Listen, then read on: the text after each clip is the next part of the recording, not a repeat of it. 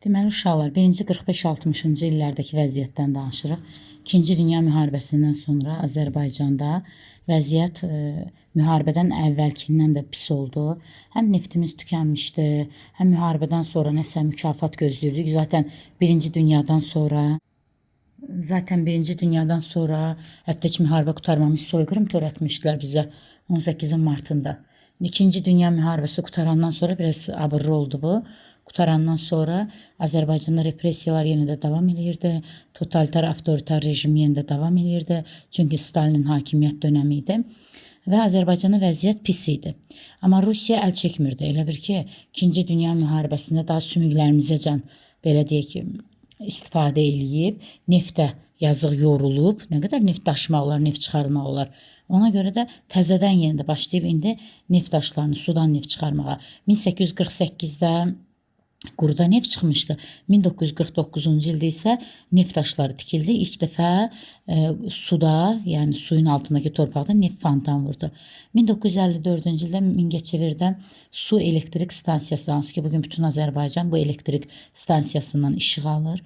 1954-cü ildə Daşkəsən mis saflaşdırma kombinatı, yəni zavod kimi bir şey tikildi. Müharibədən sonra Sumqayıtda, Mingəçevir, Daşkəsən, Əlbayramlı kimi şəhərlər salındı. Bəzi əsərlərimizdə Dədə Qorqudun dastanıdır, Abbasqulu Bakıxanov xan nəslindən olduğu üçün onadır. Sonra Azərbaycan tarixinin öyrənilməsinə də qadağalar qoyuldu. Eləcə də Heydər Hüseynov var idi, Stalin ordenini alan Azərbaycanlı idi. Bu bir əsər yazır. 19-cu əsrdə Azərbaycanın fikir fəlsəfə tarixi, əsərin adı bu idi. 19-cu əsr, və əsərin adı belə idi. 19-cu əsr Azərbaycan Azərbaycanın daha doğrusu fikir fəlsəfə tarixi. Fikir və fəlsəfə tarixi. Söhbət gedir Şeyx Şamilin çarizmə qarşı mübarizəsindən. Şeyx Şamildən söhbət gedir. Amma Rusiyaya bu xoş gəlmədi ki, fərqi nədir? Ya çarizm, ya sovet. Burada Rus tənqid olunur. Ona görə bu əsərin oxunması qadağan olundu. Hətta o yazdığın əlinə Stalin ordeni alındı. Sonunda necə oldu bilinmir. Erməni yalanı. Ermənilər bilirsiniz ki, 1900-cü il başlayandan hər 10 illikcə bunu götürə bilərik. 10, 20, 30, 40, 50 və bugünə qədər. Azərbaycana qarşı ərazi iddialar var. Və Erməni Dağlıq Qarabağı istəyir. Mircəfər Bağırov da mən sizin üçün qeyd elədim ki, özünə məxsus tərzdə onları susturdu. Dedi ki, Şuşanı sizə verirəm, siz də mənə Gürcüstanın aldığı Borçalını, Tiflisi, sonra Dərbəndi, Mehri rayonunu, İrəvanı qaytarırsınız. Təbii ki, onlar da bunu qəbul eləmədilər. 46-cı ildə ermənilər belə bir yalan uydurdular ki, güya bu Azərbaycanın qərb bölgəsindəki torpaqlardan ermənilər xaricə köçüb gedib zamanında, Azərbaycanlar gəlib onların torpağında oturub.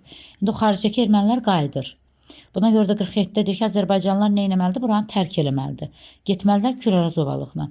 Və görürlər ki, biz getmirik. 48-ci, 53-cü illərdə birinci deportasiya olur. Məcburi bizi köçürtürlər. 53-cü ildə Stalin ölür, bu deportasiya dayanır. Mircəfər Bağırov da qovulur. Sovetlərin 20-ci qurultayı keçirilir. Orada İmam Mustafayev seçilir. 56-cı ildə də şəxsiyyətə pərəstiş ləğv olunur. 59-cu ildə isə kolxozçulara pasport verilir. Biz bilirik ki, sənayeləşmə və yenidən qurma siyasət nəticəsində 1932-ci ildə şəhərlilərə pasport verilmişdi.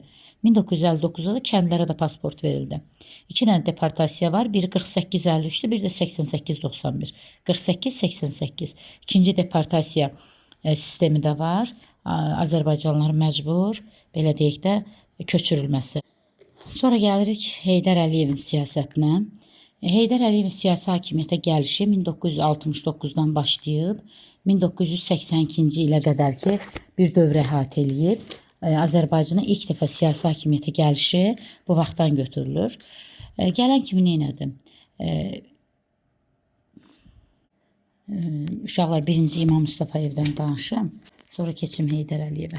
Deməli, İmam Mustafayev 1954-cü ildə Sovetlərin 20-ci qurultayı keçirildi. Həmin qurultayda İmam Mustafayev Komünist Partiyasının rəhbəri seçildi.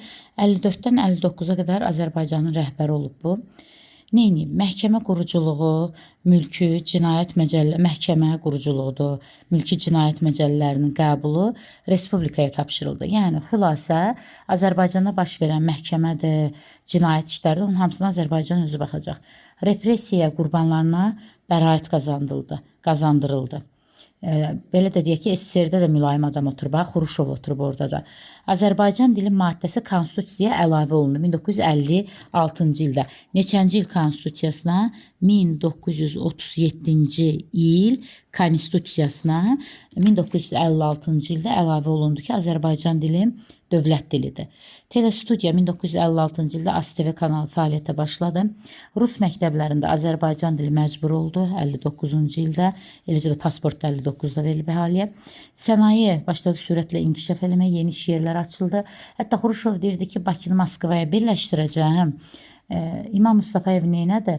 Gənc ailələri Bakıya köçürtdü, işlə təmin elədi. Bakı əhalisinin sayını artırdı, Moskvaya birləşdirmək planını puça çıxartdı. Lakin ermənilərin bu xoşuna gəlmədiyi üçün müəyyən üsullarla İmam Mustafayevi məcbur elədilər, istifaya getdi. Vəlaxundov 59-69 Milli Azərbaycan qərargahının yaradılması ilə yadımıza düşür. Rəhbəri sədri Oqtay Rəfili, köməkçisi isə Xudu Məmmədov idi. Məqsədi nə idi? O deyirdi ki, Azərbaycanlı vəzifələrdə Azərbaycanlılar otursun, Azərbaycan öz büdcəsinə baxsın, Moskvaya asılı olmasın. Eləcə də milli oyanışda şüurumuzu oyadırdı. 1966-cı ildə Şəhriyar Heydər Babaya salam poemasını yazdı. 1967-ci ildə Ulduz jurnalı nəşr olundu. Elə bir Azərbaycan bir ulduz kimi parladı.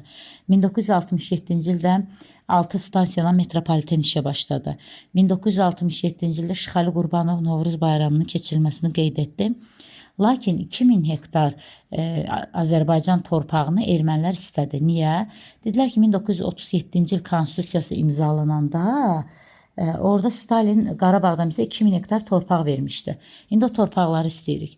Vəlaxundov da dedi ki, vallahi mən bu torpaqları sizə verə bilmərəm. Gördü ki, onlarla baş apara bilmir. Yenə də məsələ ermənidir. Vəlaxundov istifaya getməli oldu. Heydər Əliyev siyasi hakimiyyətə gələcək 1969-cu ildə Vəlaxundovun istifasından sonra gələn kimi 2000 hektar torpağın itirilməsinin qarşısını alacaq. Rüşvətxorluğa, korrupsiyaya qarşı mübarizə aparan Azərbaycanda ilk şəxsiyyətdir. Gəncləri təhsil almaq üçün SSR-yə göndərib. 250-dən çox zavod, fabriklər açdırıb. Özünə lazımlı adamları hakimiyyətdə oturtub. 1971-ci ildə Cəmşid Naxçıvanski adına Azərbaycanda hərbi məktəb tikdirib, eləcə də Kür suyunu Bakıya çəkdirib. 1972-ci ildə Aşıq Ələsgərin 150 illik yubileyi keçirilib. 75-də Bakı kondisionerlər zavodu yaradılıb. Qeyd edeyim ki, Rusiya 73-cü ildə kondisionerlərin Ukraynada açılmasını təklif eləmişdi, alınmamışdı. 75-də Azərbaycanda açıldı. Eləcə də 75-ci ildə Bakı Böyük Kəsik, Bakı Yalama dəmir yolları çəkildi. 77-də Nizami irsi öyrənilsin. 77-də Şuşa tarixi memarlıq qoruğu hesab olundu. 77-də Kəlbəcəri ermənilər götürürdü. Biz də buna imkan vermədik. Perspektiv ərazi kimi, yararsız ərazi kimi ermənilər götürürdü. Biz də vermədik. Neynədik? 79-cu ildə Ağdamdan Xankəndiyə dəmir yolu çəkdik. Həmin bu dəmir yolda Kəlbəcər istiqamətindən keçdi. Ona görə də dedik ki, bizim cəmaatımız oradan işləyir, bunu ermənilərə verə bilmərik. Bakı nefti ilə Rusiya qalib gəlmişdi. Amma Bakıya heç bir ad verilməmişdi. 78-ci ildə Lenin orderi verildi. 78-ci ildə konstitusiya, axırıncı SSR Azərbaycan konstitusiyası qəbul olundu və orada konstitusiyaya Azərbaycan dili dövlət dili elan olunsun cümləsi yazıldı. Bunu biz İmam Mustafayevlə və Azərbaycan dili sözünü oxşadacağıq. Sadəcə orada maddə əlavə olunub. Bu konstitusiyanın özüdür. 79-da Ağdamdan Xankəndiyə yol çəkildi. 80-də Qazaxıstan paytaxtı olan Aktauya, Bakı-Aktau, Bərə gəmi yolu çəkildi. 81-də də Aşıq Alının yubileyi keçirildi. Elə bir 72-də Aşıq Ələsgərdir. Aşıq Alı Aşıq Ələsgərin müəllimidir. 81-də isə Aşıq Alının Üzeyir Hacыбəyovun, Polad Bülbüloğlu'nun, daha doğrusu Bülbülün, Polad Bülbüloğlu'nun atası Bülbül var idi. Əsl adı Esamının Murtuza idi. Sonra ev muzeyləri tikildi. Badamdar, Əhmədli, Günəşli yaşayış massivləri salındı. Söhbət gedir neçənci illərdən? 70-80-ci illərdən. Sizin yadınızdadır da 20-ci illərdə Sovet dövründə də Suraxanıdır, Bakıxanovdur, Pirallahı neft bölgələrində də yaşayış massivləri salınmışdı.